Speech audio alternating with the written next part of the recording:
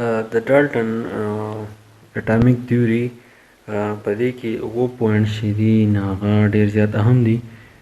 په دې کې اولنی پوینټ دا دی چې میټر از کمپوزډ اف ویری سمال پارټیکل کالډ ایټم. کم میټر چې دی د دې د ټولو نه وړوکي پارټیکل ته مونږه ایټم ورته وایو. دویمه په دې کې دی چې ایټم کین ناټ بي کریټډ نور ډسټرایډ.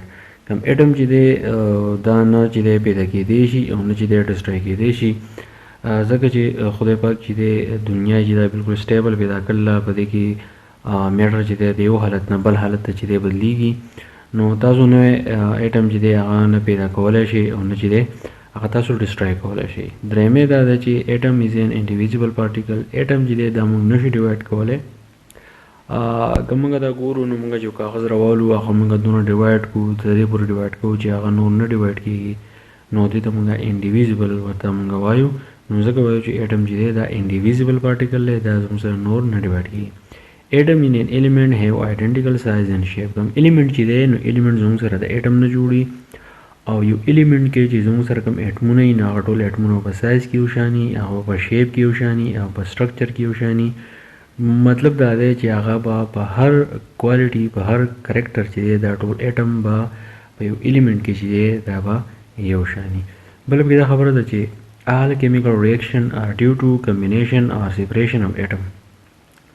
زموږ سره چې څونه کیمیکل ریاکشن کېږي یا زموږ سره چې څونه کمبینیشن دي یا زموږ سره څونه سیپریشن دي، دا زموږ سره د ایټم د وجې نه کېږي. که دوه څیزونه د یو بل نه جدا کېږي یا دوه څیزونه د یو بل سره یو ځای کېږي، که هغه په لیبارټرۍ کې دي، که هغه هسې دي، هغه زموږ سره یا په فزیکل سټیټس کې دي هغه څیزونه، نو دا ټول زموږ سره د ایټم د وجې نه کېږي.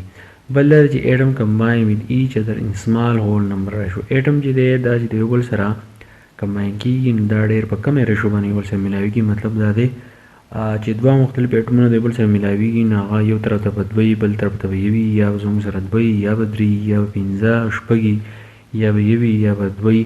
لکه د اگزامپل کې ما لیکلی چې H2O، نو د دې ریشو دی چې دا هغه 2:1 ده. مطلب دا دی چې دوه هایډروجن دي او یو اکسیجن دی. بل ما لیکلی چې NH3، نو د دې ریشو ده چې 1:3 دی. مطلب دا دی چې یو نایټروجن دی او زموږ سره 3 هایډروجن دي. ټول اخرنی پوینټ په دې کې دا چې ایټمز اف ډیفرنٹ ایلیمنٹ آر ډیفرنٹ سایز، شیپ، ماس اینڈ ادر پراپرټیز. که تاسو مختلف قسم ایټمونه د یو بل سره کېدئ نو د دې مختلف قسمو ایلیمنټس کم ایټمونه چې دي نو هغه به د یو بل نه به سایز، شیپ، سټرکچر کې او پراپرټیز کې چې دی دا به بدلي.